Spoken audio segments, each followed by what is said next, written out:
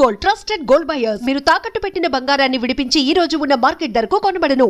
అసలు ఏంటి సార్ అంటే కవిత కేసీఆర్ మధ్య ఈ గొడవలు, కేసీఆర్ కుటుంబానిలో వచ్చిన ఈ జరుగుతున్న పరిణామాలను మీరు ఎలా చూస్తారు సార్? ఒకటి రాజకీయ ఆదిత్యపూర్, రెండోది ఆర్థిక అంశాలు. కవిత కంటే ఫైనాన్షియల్లీ సౌండ్ హరీష్. ఓకే. కవిత కంటే ఫైనాన్షియల్లీ సౌండ్ వాళ్ళ అన్న కేటీఆర్, ఈయన మేనబావ. తర్వాత వాళ్ళ పిన్ని కొడుకు సంతోష్ అన్నగారు ఫైనాన్షియల్లీ సౌండ్. ఈ ముగ్గురి కంటే కూడా నా కంట్రిబ్యూషన్ ఎక్కువ ఉంటుందని ఆమె ఎక్కువ ఊహించుకుంటుంది. 20 సంవత్సరాలు నేను త్యాగం చేసిన 2006లో వచ్చింది అమెరికా బై ఎలక్షన్ ఆఫ్ మొదటి బై ఎలక్షన్. 2008లో రెండోసారి చేశారు. 4 లోక్సభ, 5 నరేంద్ర చేయలేదు. 26 మందిలో 16 మంది చేశారు. ఒకటి ఖైరతాబాద్ బై ఎలక్షన్ వచ్చింది 17 అనుకోండి. సో ఆ ఎన్నికల్లో కేటీఆర్ అండ్ కవిత ఎంటర్ అయ్యారు. అప్పటి వరకు వీళ్ళు ఉద్యమంలో ఎక్కడ లేరు. కేసీఆర్ కూడా ఎప్పుడు ప్రతి బహిరంగ సభల్లో 2004 ఎన్నికల సందర్భంలో కానీ, ఆయన కేంద్రంలో మంత్రి అయి ఇక్కడ 6 మంత్రివర్గంలో చేరినప్పుడు కానీ వాళ్ళంతా అమెరికనే. సో ఆ 5 సంవత్సరాలు నేను మియా బీబీ, నా కొడుకు బిడ్డ అమెరికాలో ఉన్నారు. తెలంగాణ వస్తే దళితుడు ముఖ్యమంత్రి, మొదటి ముఖ్యమంత్రి దళితుడు. నేను వాచ్ డాగ్, కాపల కుక్క ఉంటా అని చెప్పాడు. మేము మియా బీబీ పావుషేర్ బియ్యం చాలు, మాకేమీ ఆశలు లేవు. వాళ్ళు అమెరికాలో బ్రహ్మాండంగా ఉన్నారు. నేను రాజకీయాలు కాదు, నాకు తెలంగాణ రాష్ట్ర సాధనే నాకు ముఖ్యము, రాజకీయ పదవులు వద్దు. 2006లో వాళ్ళు వచ్చారనుకోండి. తో 14లో తెలంగాణ వచ్చింది, పుష్కలంగా డబ్బులు సంపాదించారు. దాంట్లో ఈ ముగ్గురు నాకంటే ఎక్కువ ఉంది. తండ్రి 250-300 ఫామ్, మొత్తం పెద్ద కంపౌండ్, ఏది రెడ్ ఫోర్ట్ లెక్క సరౌండింగ్, బ్రహ్మాండమైన రోడ్లు, బీటీ రోడ్లు, మైల్ స్టోన్లు, కిలోమీటర్ ఎంత ఉంది ఏం సంగతి అనేది, మళ్ళీ కెమెరాలు, ఏది ఎర్రవెల్లిలో. ఆయనే చెప్పాడు ప్రెస్ వాళ్ళని తీసుకెళ్ళి ఒక సందర్భంలో, electronic and print main media, నేను ఎకరానికి 70 లక్షల పంట క్యాష్ కాంపౌండ్ ఇస్తున్నా. తెలంగాణ వచ్చిన తర్వాత ఉమ్మడి జిల్లాలు అనుకోండి, జిల్లాకు 20-30 గ్రామాలను ఈ విధంగానే చేసి కోఆపరేటివ్ సొసైటీ ఫామ్ చేసి బ్యాంక్స్లతో టైఅప్ చేయించి నేను ఎలాగైతే పంట పండిస్తున్నాం 70 లక్షలని చెప్పాడు. ఇంకా ₹1 కోటి వరకు కూడా నేను ప్రయత్నం చేస్తున్నాను చెప్పాడు. అటువంటిది ఏం క్యాప్సికం పండించిండు, ఎన్ని ట్యాక్సీలు కట్టిండు అనేది ముందుస్తాను, వరి వేస్తున్నాడు.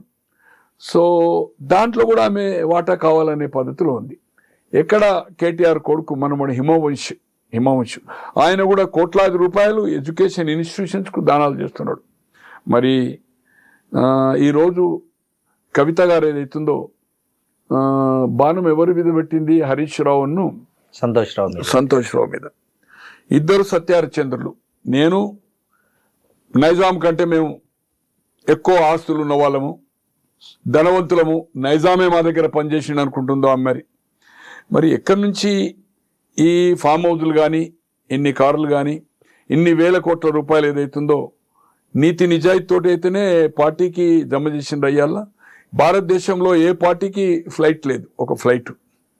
ఏ రాజకీయ పార్టీ ఏదైతుందో ఇంత ఒక ఎమ్మెల్యేకు 10 కోట్లు మొన్నటి ఎన్నికల్లో 10, 15, 20 వరకు ఇచ్చారు. ఇంత ఖర్చు పెట్టిన సంఘటన కూడా మనం చూడలే. దేశమంతా టీఆర్ఎస్ పోయి బీఆర్ఎస్ పెట్టి దేశమంతా విస్తరించి రాబోయే రోజుల్లో దేశ్కి నేత కేసీఆర్ ప్రధాని, రైతు రాజ్యం వస్తుంది, అబ్కా సర్కార్ కిసాన్ సర్కార్ అని చెప్పి ఇవన్నీ చేసి మరి ఎక్కడి నుంచి వచ్చినాయి డబ్బులు వాళ్ళిద్దరి మీద ఈరోజు సంపాదించారు. మా నాయన, నేను, కేటీఆర్, సత్యహరిశ్చంద్రుడు ఒక వార్నింగ్ ఇస్తున్నది. అంటే వార్నింగ్ అంటే హెచ్చరిక చేస్తుంది. హెచ్చరిక అంటే రిక్వెస్ట్గా, జాగ్రత్త రామన్న డాడీకి జాగ్రత్త, మీకు ఏదైతుందో పొంచి ఉన్నది ప్రమాదం అని చెప్పి. మరి ఏం పొంచి ఉందో ఏం సంగతి, ఎవరితో పొంచి ఉందో? హరీష్ రావు సంతోష్. నేను అనుకోను కదా, అంటే సంతోష్కు రాజకీయ శక్తి లేదు. ఆయన గోళీలు వేసినందుకే ఏదైతుందో దేశమంతా తిరుగుతా ఈ విస్తరించిన నేషనల్ పార్టీ కనుక నాకు టైంకు మందులు ఇచ్చినందుకు రాజ్యసభ చేసినాను ఓపెన్గా చెప్పాడు. నేను అనుకుంటున్నా 96, 97 నుంచి ట్రాన్స్పోర్ట్ మినిస్టర్ అయ్యేప్పటి నుంచి నేను హరీష్ పేరెంట్ ఉన్నా. అవును. మెట్టుగూడలో నేను కూడా ఆర్టీ చైర్మన్ అని అదే ఇంట్లో ఉన్నాను, ట్రాన్స్పోర్ట్ మినిస్టర్గా ఆయన ఇంటున్నాడు. తో అప్పటి నుంచి ఆయనే 24 గంటలు సేవ చేస్తున్నాడు. వీళ్ళు చదువు సంస్కారంలో ఉన్నారు. తర్వాత అమెరికా పోయింది అనుకోండి. పార్టీ నిర్మాణంలో మొదటి దశ నుంచి రూపాయి మామ పేరు చెప్పి ఏ పూట కాపూట ఇబ్బంది ఉన్నప్పుడు డబ్బులు తీసుకొచ్చి ఏదైతుందో పార్టీ నడిపినవాడు. ఆమె అన్న ప్రకారం ఏదైతుందో నాకు తెలిసినంత వరకు, నాకు వాళ్ళ వైఫ్ ఏదైతుందో ఆయన పాలమ్ముకున్నాడు హాస్టల్లో అని నేను అనుకోను కదా. అంటే గండిపేటలో మా మేనకోడలు వాళ్ళది కూడా ఈ గిరావులు అన్నాయి, ఆవులు గిట్ట. ఈమె కూడా నేను అనుకుంటున్నా ఒక జస్ట్ 100-150 లీటర్లు చిన్న డైరీ పెట్టేది. దాంట్లో గిరావులు కూడా ఉండే. గిరావులు అంటే దేశీ. నేను వాళ్ళ దగ్గర కూడా, వాళ్ళ హరీష్ మామగారు నాకు మంచి మిత్రుడు హనుమంతరావు గారు అని స్టేట్ బ్యాంక్ ఎంప్లాయీగా ఉండే, రిటైర్ అయ్యాడు. డైలీ కలుస్తూ ఉంటాం మేము. నాకు ఆల్మోస్ట్ 67 నుంచి మిత్రుడు అతను. బ్యాంక్లో అప్పుడు ఆయన డిగ్రీ ఫైనల్ అనుకుంటా, నేను PUCలో ఉంటాయి కరీంనగర్లో. మంచిర్యాలలో పనిచేశాడు, కరీంనగర్లో పనిచేశాడు. ఇప్పుడు హైదరాబాద్లో కూడా రెగ్యులర్ కలుస్తాం. ఎక్కడ కలుస్తాం అనేది సందర్భం వస్తుంది. ఎక్కడ నేను కూడా ఒక 10 kg 2 సార్లు నెయ్యి నా మిత్రునికి అమెరికా పంపించడానికి కోసము 3500 కిలో నెయ్యి 40 లీటర్స్ తోడేస్తే ఆ పెరుగుతోటి ఏదైతుందో 1 లీటర్ గిర్రే నెయ్యి వస్తుంది. వాళ్ళు 110-120కి అవుతుందో బ్రాండ్గా లిమిటెడ్. అంటే వాళ్ళకు కొందరేమో తీసుకెళ్లే వాళ్ళు, కొందరికేమో వీళ్ళు ఇచ్చేవాళ్ళు ట్రాన్స్పోర్ట్ ఏదో సంథింగ్. తో మరి హాస్టళ్లకు పెట్టేంత పెద్ద డైరీ పెట్టలే. దాంట్లో వాటి పేడ వస్తుంది కదా, పెండ. అది తీసుకొని మా కోడలు వాళ్ళ అక్కడ ఫామ్ ఉంది, ఒక 10 ఎకరాలు. దానికోసం అక్కడ పొలం ఉంది. వాళ్ళది మేము పర్చేజ్ చేసి ట్యాంకులో ఏదైతుందో పెండేసి నీళ్ళేసి దాంట్లో వేసి ఏదైతుందో వచ్చి పైపు ఈ పొలానికి పెట్టేవాళ్ళం. మరి పాలమ్మినట్టుగానైతే నేను పాలమ్మారు, డైరీ పెట్టారు, డైరీ తీసేశారు, చిన్నగా పెట్టారు. ఆమె పిల్లలు పెద్దోళ్ళు అయ్యారు, ఒక కొడుకో బిడ్డ హరీష్ రావు. తో ఆటోమేటిక్గా ఆమెకు ఒక యాక్టివిటీకి పెట్టుకుంది అనుకుంటా. నేను అనుకోను కదా, అంటే హాస్టళ్లకు సప్లై చేసేంత డైరీ అయితే పెట్టలే. రైట్, ఆయన డైరీ పెట్టిండు, పాలమ్మిండు. నువ్వేం చేసినావు? బ్యూటీ నాయి బ్రహ్మణులు ఏదైతుందో నడిపేది సెలూన్ షాపులు నడిపినావు కదా, జెంట్స్ మెలి. దాంట్లో ఎవరెవరు పొత్తున్నారు, వాళ్ళకి ఏమి సున్నం పెట్టినావు అనేది మాకు తెలుసు. మరి అవి పోయి ఈ రోజు ఏదైతుందో దాదాపు ఒక 400 కోట్ల రూపాయల భవనము ఎక్కడి నుంచి వచ్చింది నీకు? ఏం వ్యాపారాలు చేసినావు? ఒక ఫార్మా కంపెనీ పెట్టినావు మెదక్లో. ఎందుకు పెట్టినావు ఆన్సలరీ? ఐటీ కోసం. అన్నీ అల్లిబిల్లి కంపెనీలే. దాంట్లో అల్లిబిల్లి కంపెనీలో ఈ రోజు ఏదైతే ఆరోపణ చేస్తుండ్రో, అంటే రేవంత్ రెడ్డి గారు కవిత నువ్వు బ్యాక్ చేస్తుండే. అదే మొన్న ఒకటి బయటపడింది కదా సార్, ఇద్దరు కలిసి ఒకటి 2010లో కంపెనీ స్టార్ట్ చేశారు. సుజన్ రెడ్డి కూడా దాంట్లో వన్ ఆఫ్ ద పార్ట్నర్ అని. సుజన్ రెడ్డి అని జయపాల్ రెడ్డి గారు, వీరి మామ పద్మారెడ్డి గారు, తర్వాత సుజన్ రెడ్డి ఫాదర్, ముగ్గురు అన్నదమ్ములు జయపాల్ రెడ్డి గారు. సుజన్ రెడ్డి ఏదైతుందో మొన్నటి వరకు టిఆర్ఎస్ తో కలిసి, ఈవెన్ ఇంక్లూడింగ్ ఆఫ్ అతన్ని ఎందుకు ట్రాప్ కాలేదు, ఎందుకు అది చేయలేదు, ఈవెన్ ఢిల్లీ లిక్కర్ వ్యాపారంలో కూడా సుజన్ రెడ్డి ఉన్నాడు. అనూస్ వాళ్ళ ఒక సన్ ఉన్నాడు కదా, వాళ్ళ సిస్టర్ని ఏదైతుందో, ఆ కుర్రోని సిస్టర్ని ఏదైతుందో రాజశేఖర రెడ్డి ఒక తమ్ముని కొడుకు చేసుకున్నాడు మ్యారేజ్. అతను కూడా జైల్లో ఉన్నాడు. అతని పేరు మర్చిపోయాను. వాళ్ళ తల్లిది తోటపల్లి. వాళ్ళ 4 అక్క చెల్లెళ్ళు. అనూస్ అనేది అవుతుందో బ్యూటిషియన్ పెట్టారు కదా, బిగ్, అందరికంటే పెద్ద ఆమె. ఆమె కొడుకు ఏదైతుందో జైలు ఉన్నాడు. వీళ్ళంతా లిక్కర్లో ఇన్వాల్వ్ అయిన వాళ్ళు. ఈరోజు ఎవరన్నా లిక్కర్లో ఇన్వాల్వ్ అవుతుందండి? తండ్రి మన కుటుంబ సభ్యులకు ఎవరికి తెలియకుండా ఈరోజు జైలుకు పోయొచ్చినావు. నువ్వు ఏదైతుందో శుద్ధపూస లెక్క వాళ్ళంతా అవినీతి పరులు, నువ్వు నీతి పరులు అయితే చెప్తున్నావు. It is unfortunate. ఏ సార్ కవిత ఉద్దేశం ఏంటి? సొంత పార్టీ పెట్టే ఉద్దేశం ఉందా? ఒకవేళ నిజంగానే కవిత సొంత పార్టీ పెడితే తెలంగాణలో ఆ పార్టీ ఎలా ఉంటుంది, దాని ప్రభావం ఎట్లా ఉంటుంది? ఇప్పుడున్న పరిస్థితుల్లో అయితే ఆమె పార్టీ ఖచ్చితంగా పెడుతుంది. ఖచ్చితంగా పెడుతుంది, దాంట్లో ఏమాత్రం అనుమానం లేదు. పార్టీ పెట్టడం, నడపడం అనేది చాలా ఖర్చుతో కూడా ఉన్నది. ఆమెకేమున్నది? ఇప్పుడు జాగృతి ఎక్కడి నుంచి నడుపుతున్నది? జాగృతి వేరు, బెదిరించండి. తెలంగాణ ఉద్యమంలో సినిమా వాళ్ళని ఏం చేసిందో మనకు తెలుసు. ఇలా మేఘా అని అంటుంది, మేఘా నువ్వు దగ్గర ఎన్ని డబ్బులు ఇచ్చిండో జనాలకు తెలియదా? ఈరోజు ఇంత లావిష్ ఏమి బిజినెస్ లేకుండా నువ్వు ఎక్కడ ఏం పని చేసినావు అమెరికాలో? ఎన్ని డబ్బులతో వచ్చినావు ఇక్కడికి? తర్వాత నీ భర్త ఎక్కడ పనిచేసిండు? ఒక లిక్కర్ స్టోర్లో పనిచేసిండు. శ్రవణ్ అనే లిక్కర్, నా ఫ్రెండ్, లిక్కర్ స్టోర్లో పనిచేసిండు. 8 గంటల 10 గంటలు 40 గంటలు క్యాష్ మిషన్, $8 $5 కలిపి పనిచేసాడు. ఏం ఆస్తులు ఏమి డబ్బులు తీసుకొని వచ్చింది అక్కడ? ఏం కంపెనీలు పెట్టింది ఇక్కడ వచ్చి? ఈరోజు నీ పెళ్లికే ఇబ్బంది అయిందని చెప్తున్నావు. మరి ఇన్ని ఎక్కడి నుంచి వచ్చినాయి? మీ నాయనకు కానీ మీ బ్రదర్స్ కానీ ఎక్కడి నుంచి వచ్చినాయి? బిజినెస్ ఇక్కడ ఈ రోజు కేటీఆర్ సాఫ్ట్వేర్ కంపెనీలో రిజైన్ చేసిండు, రాజకీయాలు వచ్చిండు. మన ఇదేంది సర్వీస్ అపార్ట్మెంట్స్ నడిపిండు కదా. ఇన్ని వేల కోట్ల ఆస్తున్న వాళ్ళు సర్వీస్ అపార్ట్మెంట్స్ ఎట్లా నడిపోయిన మీరు? అంటే ఇదే ఒక బిల్డింగ్ తీసుకొని ఒక 5-6 బెడ్రూమ్లు తీసుకొని అక్కడనే కిచెన్ పెట్టి సర్వీస్ అపార్ట్మెంట్ ఇదే 3 రోజులు 4 రోజులకి అవుతుందో ఈ సాఫ్ట్వేర్ కంపెనీ వచ్చిన వాళ్ళకి అవుతుందో they will pick up the car and అక్కడనే వాళ్ళకి ఫుడ్ బ్రేక్ఫాస్ట్ అది చేసి ప్యాకేజ్ రూమ్స్ ఈ నెంబర్ ఆఫ్ కొన్ని వేలు ఉన్నాయి. తను కూడా నడిపాడు కదా. సో ఏది ఏమైనా ఈరోజు ఎంత అవినీతి జరిగిందనేది మనం కళ్ళారా చూస్తున్నాం.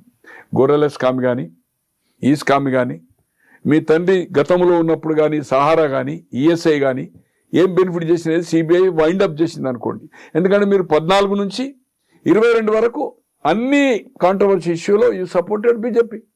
నోట్ల రద్దు కానీ, తలాక్ కానీ, ప్రెసిడెంట్ ఆఫ్ ఇండియా కానీ, వైస్ ప్రెసిడెంట్ కానీ, చైర్మన్ ఆఫ్ కానీ, ఈవెన్ అగ్రికల్చర్ బిల్లు కూడా కాంట్రవర్సీ బిల్లు కూడా మీరంతా ఇక్కడ రస్తా రోకో చేసి మంత్రిగా మీ అన్న కేటీఆర్ కానీ ఇక్కడ గుద్దు ఇది మున్సిపల్ ఎలక్షన్ నడుస్తుంది, GHMC election 4 years Lal Bahadur స్టేడియంలో పెట్టి చూడండి గుద్దుతో ఒక 10 లక్షల మీటింగ్ పెడతా బీజేపీ సంగతి చూసుకుంటా అన్నాడు. అటువంటిది పోయి మళ్ళీ ఇమ్మీడియట్ విత్-ఇన్ 3 days పోయి అగ్రికల్చర్ బిల్కి సపోర్ట్ చేసింది. ఏది ఏమైనా కవిత గారు ఏదైతుందో నీతి పర్రాలు కాదు. ఈరోజు ఏదైతుందో 24 గంటలు వాళ్ళు కన్న కొడుకు కంటే పనివాని కంటే ఎక్కువ కూడా ఇద్దరు సంతోష్ కానీ నాకు వాళ్ళని సపోర్ట్ చేయవలసిన అవసరం లేదు, వీళ్ళని ఏదో వ్యతిరేకించవలసిన అవసరం లేదు, నాకు ఎవరితో సంబంధం లేదు. అందరితోటి నమస్తే, అందరితోటి మిత్రుత్వం, అందరితోటి నాకు శత్రుత్వం. వాస్తవం మాట్లాడడంలో ఎక్కడికి వెనుకంజి వేసేది లేదు. ఖచ్చితంగా వాళ్ళు సేవ చేశారు. సేవ ప్రకారమే ఎమ్మెల్యే కాకముందు మంత్రి పదవి ఇచ్చింది కదా 2004. రాజశేఖర రెడ్డి తర్వాతనే ఆయన రాజీనామా చేసింది. లోక్సభ కేంద్ర మంత్రి అయిన తర్వాత అసెంబ్లీ సీట్ ఇచ్చింది కదా. మీకు ఇంతవరకు ఎందుకు వెళ్ళదు సీటు? మీకు కానీ తర్వాత మీ అన్నకు కానీ ఎందుకు సిద్దిపేట వదిలిపెట్టలేదు? సిద్దిపేట ఆయన 85 నుంచి గెలుస్తూ వచ్చిండు కదా, 83లో ఓడిపోయాడు, 85 నుంచి కంటిన్యూ గెలుస్తూ వచ్చింది కదా, 2004 వరకు కంటిన్యూ ఎవ్రీ ఎలక్షన్ గెలిచాడు కదా. కేసీఆర్ ఉద్దేశం తనకు నిజమైన రాజకీయ వారసుడు హరీష్ రావు అని. కానీ విధి లేని పరిస్థితిలో రాజకీయాలు ఇంట్రెస్ట్ లేకున్నా తెలంగాణ ఉద్యమాన్ని మొదలు పెట్టినప్పుడు ఎందుకు పని లేకని అన్నారు.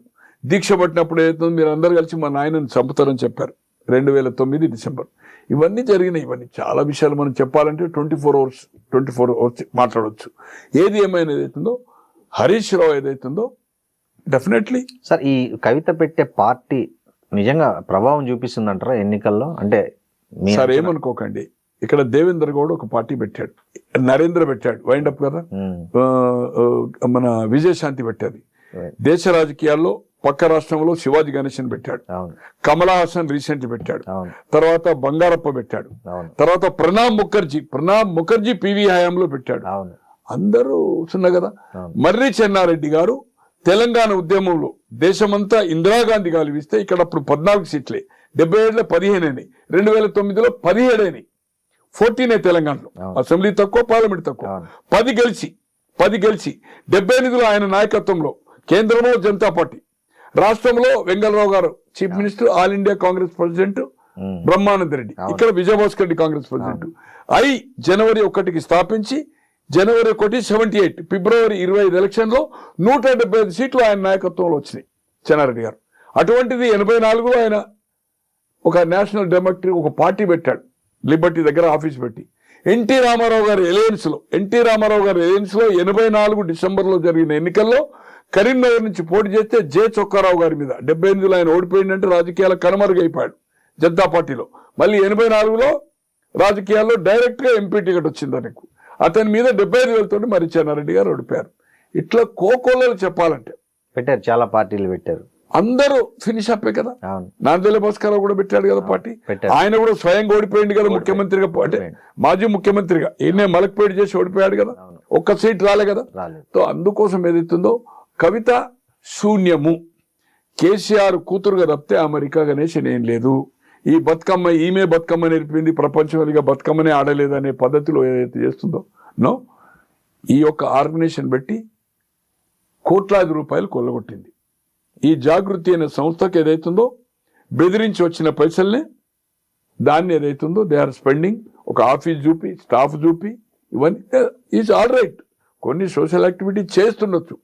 నేను పోరాటం చేస్తేనే పూలేది పెట్టిండ్రు, నేను పోరాటం చేస్తేనే జగన్ చేసిండు, నేను పోరాటం చేస్తేనే మహిళ పెట్టిండ్రు. ఇవన్నీ ఎక్కడ పోరాటం నీది? అంటే ఒక ధర్నా పొద్దున్న నుంచి సాయంత్రం కూర్చొని ఒక స్టేట్మెంట్ ఇస్తేనే ప్రభుత్వం దిగి వస్తుందా? ఏదేమైనా ఆమె ఎక్కువ అంచనా వేసుకుంటుంది. ఇది ఆమె చెప్తున్న సామాజిక తెలంగాణ నినాదం అనేది అంటే కొంచెం ప్రజల్లోకి పోయే అవకాశం లేదా? అంటే ఆమె ఏం చేసిందండి, ఆమె లోక్సభ అయింది, లోక్సభ ఓడిపోయినాక ఎమ్మెల్సీ ఎందుకు తీసుకోవాలి? వేరే బీసీకి ఇవ్వచ్చు, ఎస్సీ పోనీ ఆమెను ఓడించింది అంటున్నది. మొన్న కేసీఆర్ని ఎవరు ఓడించింది? కామారెడ్డిలో కేటీఆర్ సొంత నియోజకవర్గంలో లోక్సభకు జరిగిన 24 ఎన్నికల్లో బండి సంజయ్కు మెజార్టీ వచ్చింది కదా, వచ్చింది. సిద్దిపేటలో కూడా మొన్న 1000-2000 మెజార్టీ రఘునందన్ గారికి వచ్చింది కదా. మరి సొంతగా కేసీఆర్ ప్రాతినిధ్యం వహిస్తున్న గజ్వేలు, సిద్దిపేట, మెదక్ లోక్సభలో ఉంది. ఎందుకు ఓడిపోయింది? పోనీ తండ్రి ఎందుకు ఓడిపోయింది చెప్పండి. 7 ఎమ్మెల్యేలు కలిసి నీ అహంకారంతో. అందుకోసం ఏదైతుందో ఓటమి ఎవరో నన్ను కుట్ర చేసిండ్రు, నాకేం పనులు నడవలే, ఎవ్రీథింగ్ పర్ఫెక్ట్ నడిచింది. పోనీ నీవున్న ఈరోజు నా నాయన నీతివంతుడు, ప్రాజెక్టులో తిన్నది సంతోషును, ఏది కాళేశ్వరంలో ఈయనంటుంది, రెండోసారి మంత్రి అయ్యలేదంటుంది. నా తండ్రికి ఏం సంబంధం లేదు అవినీతిలో సంబంధం అంతా only as a irrigation minister గానీ ఎందుకు చెప్పలే, ఎందుకు కమ్అవుట్ కాలే? పోనీ 100 రోజుల కింద ఫస్ట్ అమెరికా, ఇప్పుడు సెకండ్ అమెరికా వచ్చిన తర్వాత మీ అమ్మకే ఇచ్చినావు కదా లెటర్, నువ్వు అమ్మకి ఇచ్చినావు కదా లెటర్ అమ్మకి ఇచ్చినావు కదా. అమ్మకి ఇస్తే మీ నాన్నకి ఇస్తే బాధ్యత ఎవరిది? అది అమ్మ నాన్నదే ఉండాలా, అమ్మ నాన్నది కదా బాధ్యత, మీదైనా ఉండాలా బాధ్యత. ఎట్లా లెటర్ అయితే ఇంకోటి చేతికి పోవాలి కదా. మీ అమ్మ తీసుకుపోయి మీ అమ్మకి ఇచ్చినాను, మీ నాయనకి ఇచ్చినావు, ఓకే. నాయనకి ఇస్తే వేరే వాళ్ళకి ఎందుకు సంబంధం? అంటే వీళ్ళు చూసి మీడియాకి లీక్ చేశారని ఆమె ఆరోపణ. ఏది ఏమైనా దాంట్లో ఏముంది? సామాజిక అనేది ఎప్పుడన్నా నువ్వు ఇంత ముందు లెటర్ రాసినవా? రాయలే. నువ్వు ఎంపినప్పుడు నీ జిల్లాలో సామాజిక న్యాయం చేసినవా? పోచారము ప్రశాంత్ రెడ్డి ఒక ఆయన మంత్రి, ఒక ఆయన స్పీకరు సామాజిక న్యాయం చేసినట్టేనా? నువ్వు ఉన్న నిజామాబాద్ జిల్లాకు సామాజిక న్యాయం చేసినవా? వాళ్ళిద్దరు పొజిషన్ నువ్వు ఎంపీ, పోనీ ఎమ్మెల్యే ఓడిపోయినాక ఎమ్మెల్సీ ఎందుకైనా నువ్వు లోకల్ బాడీలో? నీకేమైనా సంబంధమా? మీ అత్తగారు ఊరది, రెండోసారి నువ్వు లోకల్ బాడీ, ఫస్ట్ 2 years, తర్వాత 6 years. నేను అనుకుంటే ఇప్పుడు 2028 వరకు ఉంది ఆమెది. అవును, ఫస్ట్ ఒక 1.5 or 2 years వచ్చింది టర్మ్. అవును, ఇప్పుడు ఏదైతుందో 6 years రెండోసారి. ఎవరో ఆయన ఎమ్మెల్యే కాంగ్రెస్ లో పోయినందుకు ఆయన ఎమ్మెల్సీ డిస్క్వాలిఫై అయింది కదా, సుభాష్ రెడ్డి ఏదో రూరల్ ఎవరో ఉండే, ఆ సీటు బై ఎలక్షన్ వచ్చింది ఎమ్మెల్సీ. రెండోసారి నీకు ఎమ్మెల్సీ అవకాశం వచ్చింది. సామాజిక న్యాయము 6 రెడ్లకు 4 వెల్మలకు ఇచ్చినప్పుడు నీ తండ్రి దాంట్లో ఎప్పుడన్నా నువ్వు పాయింట్అవుట్ చేసినావా? పోనీ మొదటి టర్మ్లో మహిళకు లేదు, మహిళలకు ప్రాతినిధ్యం లేదని ఎప్పుడన్నా చెప్పినావా? రెండోసారి లేదు. రెండోసారి అయినాక 1.5 years తర్వాత ఆయారాం గయారాం సబితా కాంగ్రెస్ నుంచి వచ్చింది. మరి నీ ఎంబడి ఉన్న వాళ్ళు మహిళలు ఎవరైనా ఉండే? నీ పార్టీలో మొదటి నుంచి ఉన్న వాళ్ళు ఉన్నారు కదా, ఎవరికైనా మంత్రి కావాలని కోరినావా? కోరలే కదా. ఫస్ట్ టర్మ్ లో మంత్రి లేదు, మహిళా మంత్రి లేదు కదా, ట్రైబల్ మంత్రి లేడు ఫస్ట్. సెకండ్ టైం 1.5 years తర్వాత మహిళనే ట్రైబల్ ఆమె సత్యవతి రావు. పోనీ దళితులకు ప్రాతినిధ్యం లేదు, సామాజిక న్యాయం జరగలే, ఎప్పుడైనా అడిగినావా? పోనీ ఇంతవరకు ఆంధ్రప్రదేశ్ ఏర్పడిన తర్వాత నాకు తెలిసినంత వరకు 72 నుంచి ఎప్పుడన్నా ఇంత సామాజిక న్యాయం జరగని మంత్రివర్గం ఏ ప్రభుత్వం ఉన్నదా? మీరు ఉద్యమం అప్పుడు ఏం చెప్పారు? ట్రైబల్ 10 అన్నారు, మైనార్టీ 10% అన్నారు, ట్రైబల్ పెరుగుతున్నారు. ఏమి ఇచ్చింది మీరు? అందుకే రాజ్యాంగాన్ని సవరించాలంటున్నారు.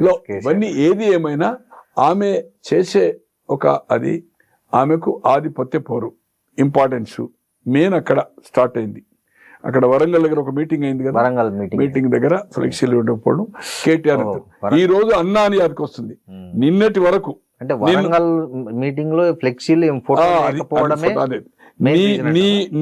నీకు ఏదైతుందో నిన్నటి వరకు సస్పెండ్ చేసే వరకు అన్నయ్య అదికి రాలే. నాకు ఒక్కడే లీడర్, నేను ఎవరిని కేర్ చేయను. వర్కింగ్ ప్రెసిడెంటా మీ నాన్న ఎప్పుడు ఫామ్ హౌస్లో ఉంటాడా, మీరు పోవాలంటే కూడా పర్మిషన్ తీసుకోవాలి. అటువంటిది మీ అన్న ఏదైతుందో వర్కింగ్ ప్రెసిడెంట్ చేసింది, ప్రెసిడెంట్కి అధికారం ఉంది కదా, పార్టీ అంతా ఎండార్ చేసింది కదా, నేను ఎవరు కాదు నాకు ఒక్కడే నాయకుడు అంటే ఎట్లా? మరి ఇవాళ అన్నెట్లా ఎదుకు వచ్చింది? నిన్నటి వరకు సస్పెండ్ చేసే ముందు వరకు నీ అన్న గురించి నువ్వు తారీఫ్ చేయలేదే, రామన్న జాగ్రత్త అనలేదే 60 లక్షలు ఓడిపోయడానికి పంపించిన అంటున్నాడు. రైట్, ఓకే, పంపించిండు కావచ్చు, ఓకే.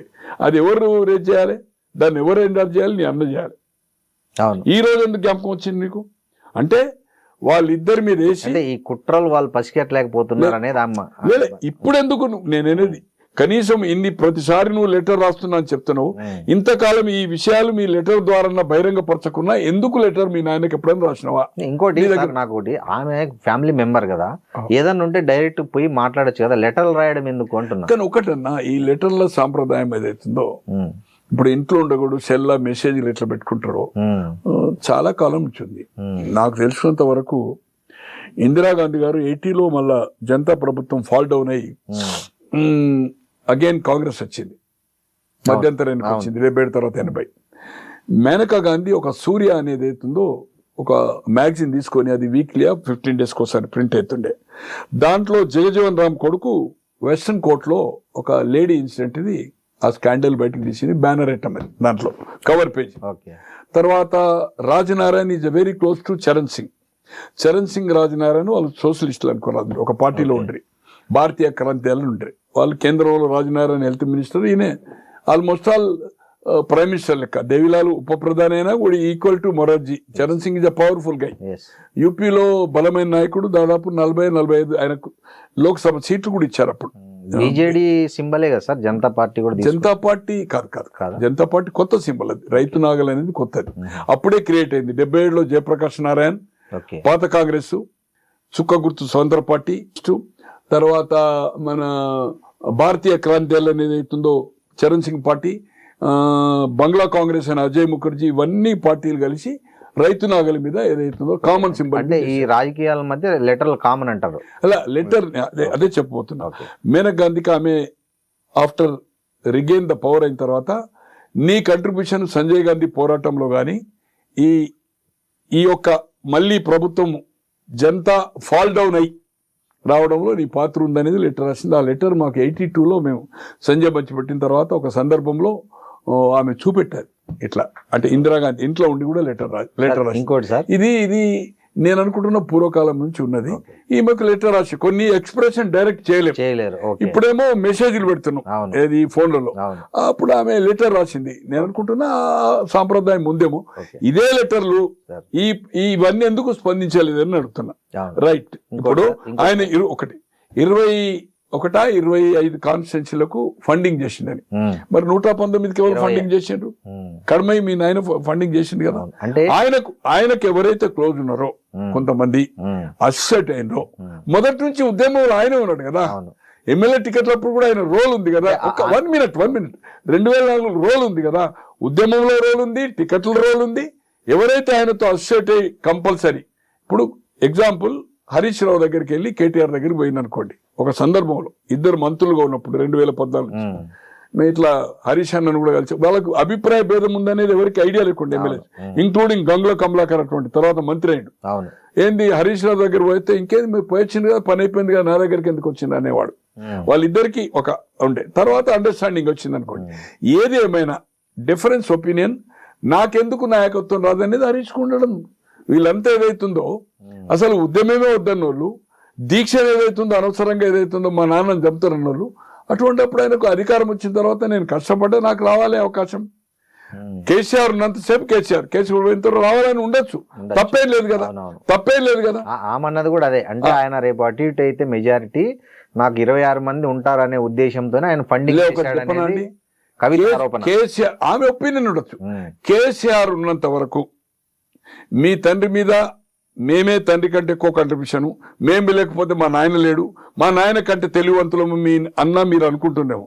హరీష్ రావు ఒకటి చెప్పగలుగుతా నేను, అంటే నాకు అతనితో ఎక్కడ మేము కూర్చుని మాట్లాడిన ఇన్సిడెంట్ లేదు. ఒకేసారి ఆయన మంత్రిగా ఉండగా ఒక మిత్రుని ఇంట్లో ఒక దాదాపు 3 గంటలు కూర్చున్నాము. రాజశేఖర రెడ్డి గారిని ఒప్పించండి, తెలంగాణ మజాకా తెలంగాణ ఒప్పించడం అని చెప్పాను. తర్వాత కేటీఆర్ కూడా 2006లో ఆయన రాజీనామా చేసిన తర్వాత ఉప ఎన్నిక అదే వాళ్ళ ఇంట్లో హరి మహేందర్ అని మెడికల్ కాలేజ్లో డైరెక్టర్, ఎక్కడ కరీంనగర్ చెలమేడ ఆనందరావు దాంట్లో, ఇప్పుడు సిద్దిపేటలో కూడా పెట్టారు. వాళ్ళకి చాలా దగ్గర, వాళ్ళు యూఎస్లో ఉండొచ్చారు, నాకు రిలేటివ్స్. కేటీఆర్ని మేము కూడా బై ఎలక్షన్స్ కంటే ముందు 3 hours కూర్చున్నాం. అన్న మీరు ఏదైతే మమ్మల్ని వ్యతిరేకించద్దు, వ్యతిరేకం మాట్లాడదని కేటీఆర్ కూడా 3 hours. అట్లా ఆయన మంత్రిగా 3 hours హరీష్. తప్పితే ఎప్పుడు మేము కూర్చున్నది లేదు, ఎప్పుడు కూర్చుని తిన్నది 1 minute కంప్లీట్ గా, ఎప్పుడు కూర్చున్నది లేదు, ఎప్పుడు కూర్చున్నది. ఉద్యమాన్ని నడిపించినప్పటి నుంచి కేసీఆర్ అంటున్నాడు ఆయన అనుచరులు ఉన్నారు, అందుకు ఆయన హెల్ప్ చేశాడు తప్ప అనే ఉద్దేశం. అయితే ఇక్కడ హరీష్ రావు వేరే ఉద్దేశంతో చేయలేదు. ఒకటి మాత్రం చెప్పగలుగుతా, అతను కేసీఆర్ ఉన్నంతసేపు, కేసీఆర్ మంత్రివర్గంలో ఇవ్వకున్నా, ఎంత అణిచివేసినా, అతనికి ఫామ్ హౌస్కి అయితే కొడుకు బిడ్డ కూడా పర్మిషనే, సంతోష్ ఫామ్ హౌస్ ఇక్కడ ఇంటున్నప్పుడు వీళ్ళు పోవచ్చు.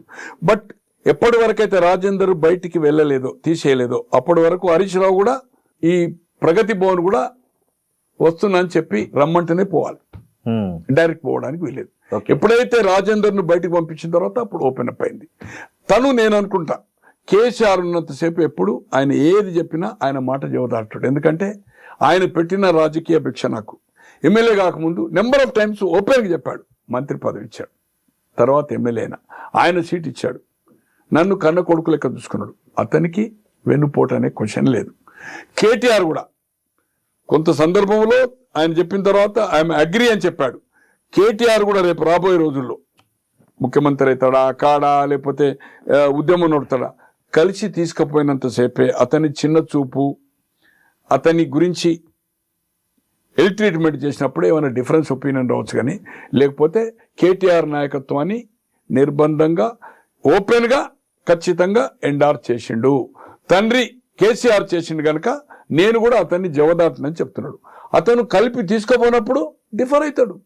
ఇప్పుడు తండ్రి అన్న తమ్ములు, తండ్రి కొడుకులు, తండ్రి బిడ్డలు, దేశంలో తండ్రిని కొడుకు నరుకుతాడు, కొడుకుని తండ్రి నరుకుతున్నాడు. ఇప్పుడు చూస్తున్నాం మనం, ఔరంగజేబు చూసినాం కదా ఎటువంటిది, తండ్రిని జైలేసి రాజు తీసుకెళ్ళి. ఇవాళ మన కుటుంబ సభ్యులైన నెహ్రూ కుటుంబ సభ్యులు డిఫరెన్స్ ఒపీనియన్ వచ్చింది వాళ్ళ శిష్యులతో. అలాగే ఏదైతుందో Arun Nehru de facto prime minister Rajiv Nehru, Bofors ఇష్యూలో ఆయన వీపీ సింగ్ తోటి ఆయన బయటకు వచ్చింది కదా. ఇట్లా నెంబర్ ఆఫ్ ఇష్యూస్ ఉన్నాయి. తో అన్నదమ్ములు, తండ్రి కొడుకులు డిఫరెంట్ పార్టీలో, భార్యాభర్తలు డిఫరెంట్ పార్టీలో ఉన్నారు. ఇది సహజమే, ఇది దేవతల కాలం నుంచి వస్తుంది, దీంట్లో తప్పేం కాదు. నేను అనుకుంటున్నా హరీష్ రావు గారు ఏదైతుందో వెన్నుపోటు పడతాడు, జాగ్రత్త, మీ ఇద్దరు ఏదైతుందో అనుకున్నది తప్పు.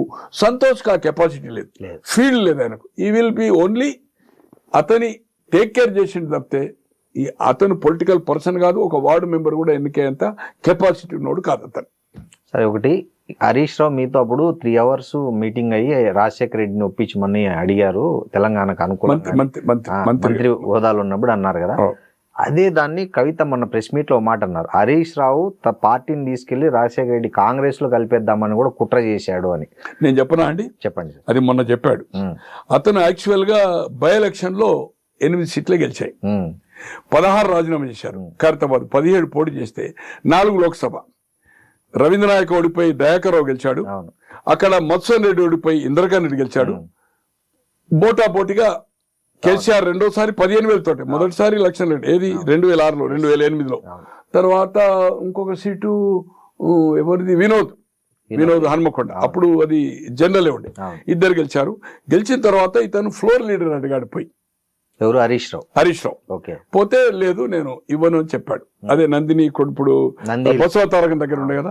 ఇమ్మీడియట్ ఏదైతుందో అడిగి వచ్చినాక కొంచెం ఇద్దరి మధ్యలో కొంచెం ఆర్గ్యుమెంట్ నడిచింది. ఏది అప్పటి వరకు విజయరామారావు ఉండే 26 మందికి మంత్రివర్గం అయిన తర్వాత 26 అంటే 10 డిఫర్ అయినా 16కు లీడర్. ఏది మన టిఆర్ఎస్ లిస్టెడ్ పార్టీకి లీడర్. అడిగితే నో అన్నాడు. నో అన్నాక ఆయనకు ఒక పని ఏదో ఆయన కాన్స్టిట్యున్సీలో ఇంపార్టెంట్ ఉంటుంది, సమ్ కాలేజ్, హాస్పిటల్, డాక్టర్స్ ఏదో. ఇమ్మీడియట్ సెక్రటరీ వచ్చాడు రవిచంద్రన్, ఇప్పుడు మీకు చెప్పారు కదా, అతను అక్కడ ఉన్నాడు. అనుకోకుంటే బూకేలు రోజు ఇస్తారు కదా, ఓ బూకే చేతికి ఇచ్చాడు. బై ఎలక్షన్ లో ఆయన ఎన్నికయ్యాడు, రిజైన్ చేసిన తర్వాత ఎన్నికయ్యాడు. ఎన్నికైన తర్వాత ఏదైతుందో లీడర్ అడిగాడు. ఎప్పుడు 2008లో, 2006లో కాదు, 2008లో, 2006లో కాదు, 6లో కేసీఆర్ ఒక్కడే చేసిండు. 2008లో 16 మంది ఎమ్మెల్యేలు 4 లోక్సభ చేశారు. అవును.